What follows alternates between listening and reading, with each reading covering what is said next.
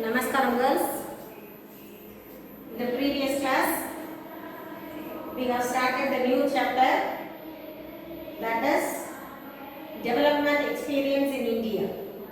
So after the independence, what are the developments are there in India in the industrial sector, trade, agriculture and other things.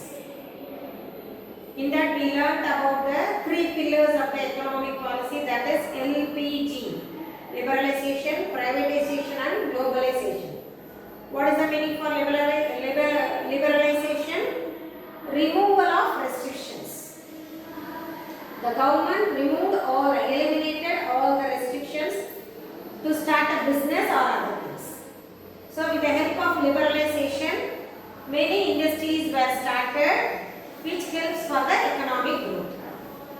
And privatization means the transfer of ownership from the public sector to private sector. Previously, most of the shares are owned by the government. Slowly, it gave up its shares to the private, and many industries were become private industries. Denationalization. Industries which belongs to the government are handed over to the private for maintaining and also to get the result. And globalization means integration of business, economic activity. It helps the foreign direct investment and other things we learn. Today we are going to learn the industrial sector reforms. What are the changes came in industrial sector? Already we have learned about the LPG. The same thing was happened here also.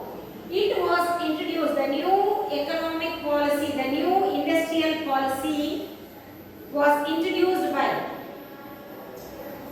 in the year 1991.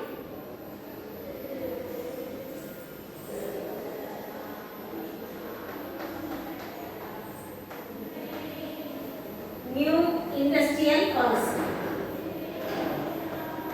New industrial policy was launched on July 24th in the year 1991 by the Prime Minister of India at that time. At that time, P.V. Narasimha Rao. Sri P.V. Narasimha Rao was the Prime Minister of India at that time. So he launched the new industrial policy. What was that industrial policy? The main thing, liberalized and deregulations. Yesterday itself, the previous class itself, I explained you what is liberalization, what is delicensing, what is deregulations, isn't it? Not controlled by any rules and regulations. Any act is called a deregulations. So the government, by giving the new industrial policy, the government liberalized all the areas. And there are main objectives are there to introduce the industrial policy. What are the main objectives of introducing the industrial policy? First, to promote the major industries, because if you give any rules and regulations to start an industry, it will get sometimes the people, they may fed up. I already told you, to follow the rules and regulations, it will take a long time to start an industry and other things. So if it is delicensing and deregulated, they can start with their own. That people, those who are interested to start an industry without any restriction, they start an industry and they can run an industry. So to promote major industries, they introduced the new industrial policy and abolishing the restriction of FDI and FPA, foreign direct investment, foreign private investments. So in those days, before the industrial policy, there were restrictions to get the foreign investments. Certain norms should be followed if you are getting the investment from the other parts of the world. But after the new industrial policy, the restrictions were eliminated, abolished, disappeared for getting the investment. And third one, liberalized MRTP. MRTP is nothing but Monopoly Restrictive Trade and Protective Act. That is MRTP Act. It is an act which helps to protect the trade and other things. And maintain sustained growth. So to maintain the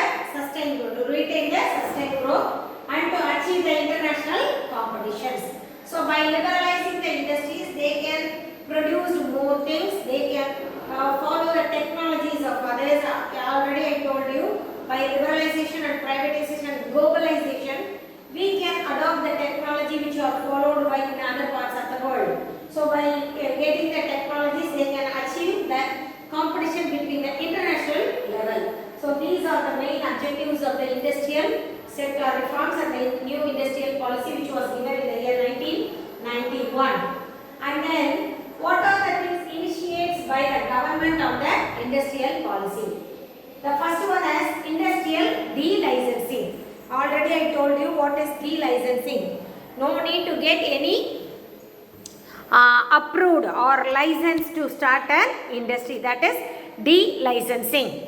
And the second one is de-reservation. The main thing de-reservation, we are talking about the energy sectors. And also third one, reforms related to the public sector enterprises, public sector policy. And the fourth one, abolishing the MRTP Act. Already told you what is MRTP. That is Monopoly and Restrictive Trade Practice Act. And last one is foreign investment or the foreign technology policy. Now let us see one by one in detail. Industrial de-licensing. What do you mean by that? The main objective of the industrial policy 1991 was industrial end of the industrial licensing. That means industrial de-licensing. No need to get any license to start an industry. And or the license raj or red tapeism, because I already told you, if you want to get a recognition or RC, or if you want to get any certificates to start an industry, it has to the particular file has to move on to many tables, and then finally only it will get signed, agreed by the government. So while if there is a rule to get a license, it will take a long time to start even a small industry, because they have to do all the pre-planned work, they have to follow the procedure, they have to submit all the items, what are all the documents which are required by the government. And sometimes because of red tapeism is nothing but doing the work in a slow manner. That is called red tapeism. It is one of the drawbacks in the government officials. Red tapeism is slow work is moving, slow moving work. That is red tapeism. If you want to get a sign for in a file, the file doesn't move fast. They cannot do the work. They won't do the work very fast. They slowly move on the files. It will take a long time to get even a signature from the higher officials.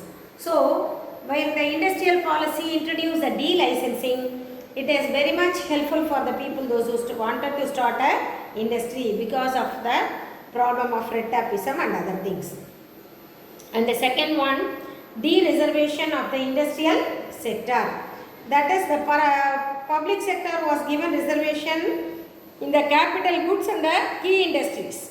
Government industries are given much reservation in the capital and the key industries. That means the initial things. But the private sector, they were under this industrial policy act, they were deregulated, and most industries were open to the private sector also. So initially some of the industries were only only run by the government, but later with the help of the industrial policy, almost all the sectors are handed over to the private also. Even the private sector, they started the industries and they started running. And also the major three sectors, that is atomic energy, mining and railway alone, continue in the reservation of public sector. The three things the government didn't hand over to the private. What are the things? Atomic energy. So no private is doing this. And the railway, no private railway is there. And also mining. All these three is only under the control of government till now. They didn't give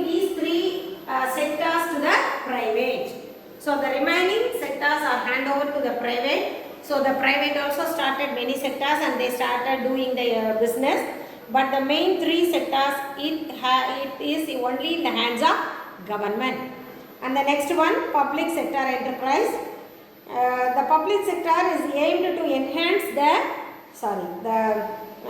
in the public sector, they first aimed to enhance their efficiency and competitiveness of the sector.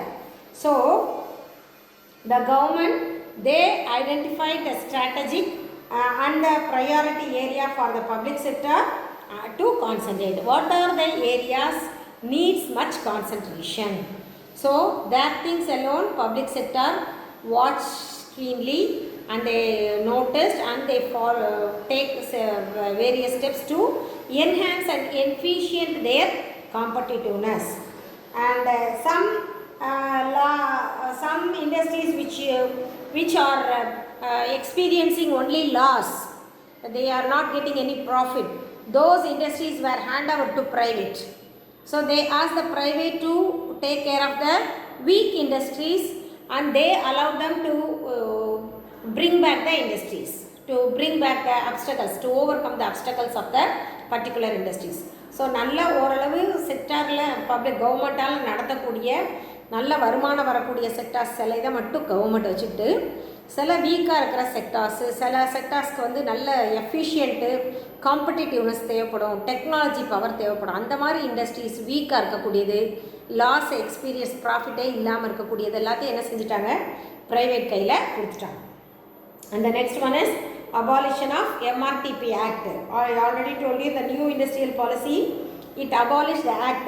MRTP means Monopoly and Restrictive Trade Practices Act, which means the Competition Commission, it emerged the watchdog in monitoring the competitive practice. So MRTPல என்ன பண்ணாங்கன்னா மொனாப்பொலியாக யாருமே செய்யக்கூடாது.